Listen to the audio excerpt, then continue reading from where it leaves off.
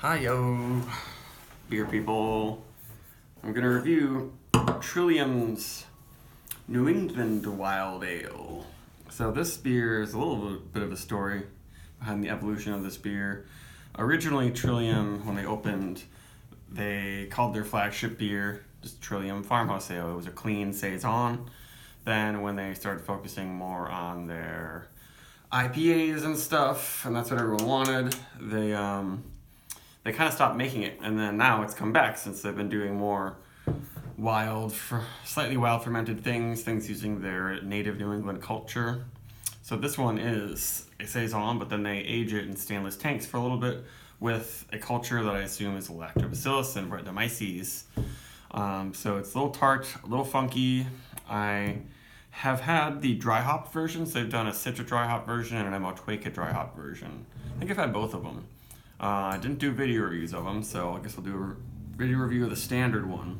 This was bottled on November 9th of 2017, so almost a year ago. 6.4% alcohol. Got some little bit of sediment on there on the bottom. I had this in the fridge for about 24 hours, so hopefully there isn't any gushing or anything like that. It only uses Columbus hops, I assume just for bittering a small amount. And then they use Pilsner, but also wheat and rye. But they use this locally malted rye from Valley Malt in Hadley, Massachusetts.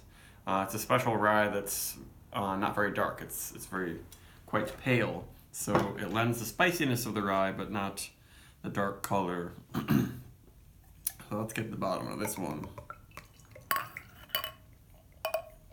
Looks pretty nice. Not a crazy amount of carbonation.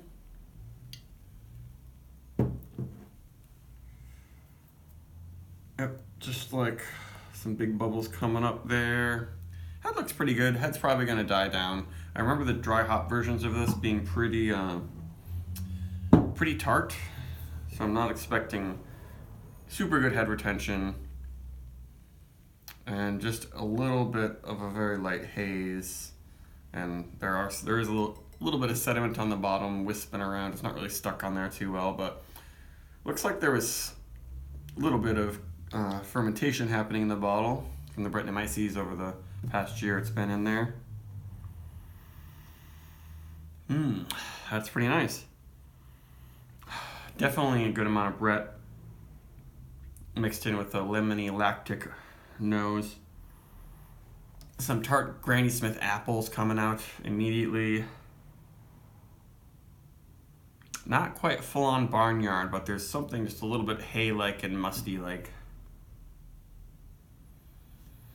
Yeah, lemons and tart orchard fruits.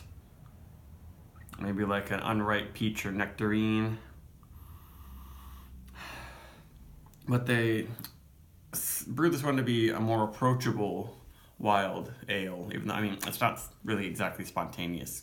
Calling this a wild ale would irk some people, especially lambic brewers like Jean Benoit of Cantillon.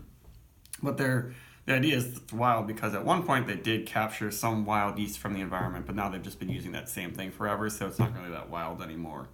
So I would just call this sort of a mixed fermentation saison. I think that would be pretty clear.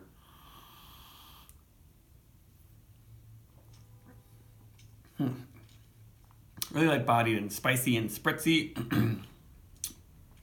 Wakes up your palate. And it's definitely tart, but it doesn't make me pucker so much. Finish is quite dry with almost a tannic-like feel, which is kind of weird, but with a good amount of aging, that can happen with beers that don't have any fruit or oak exposure.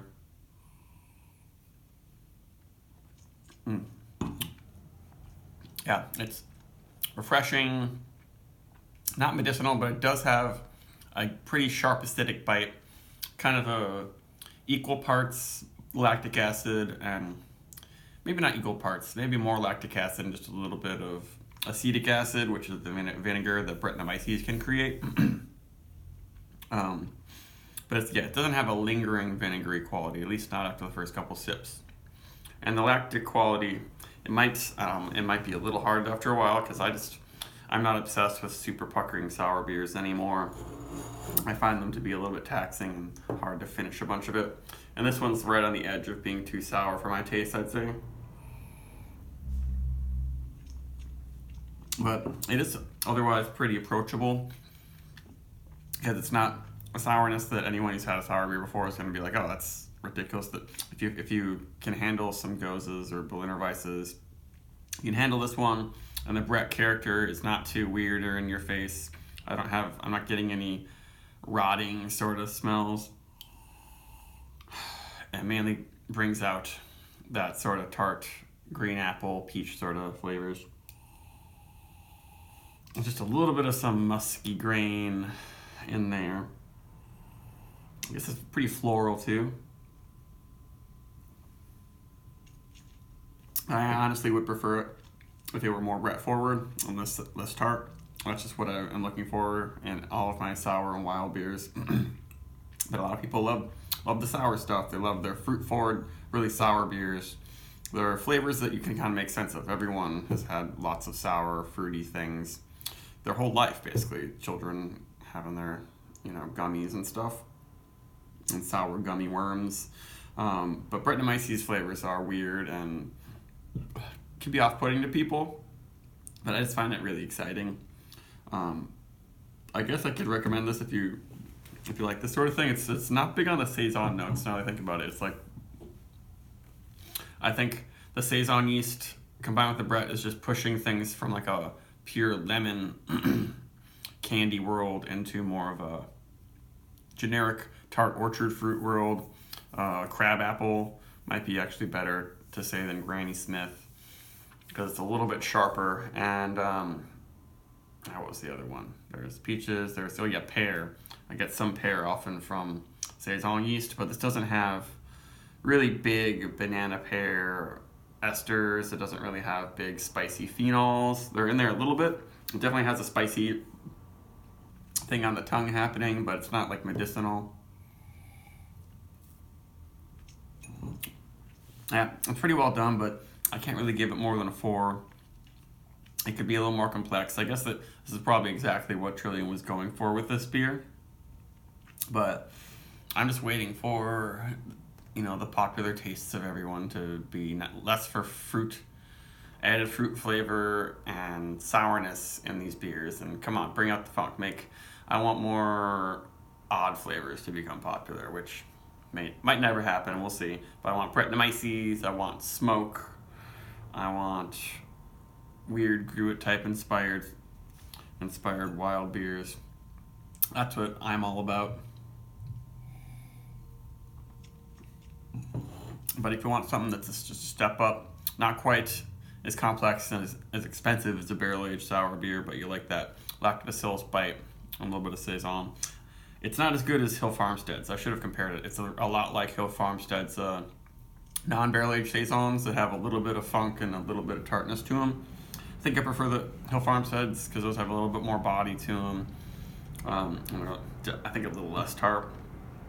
This one's really light and I guess refreshing, but not exactly my cup of tea, but a good beer. Bye.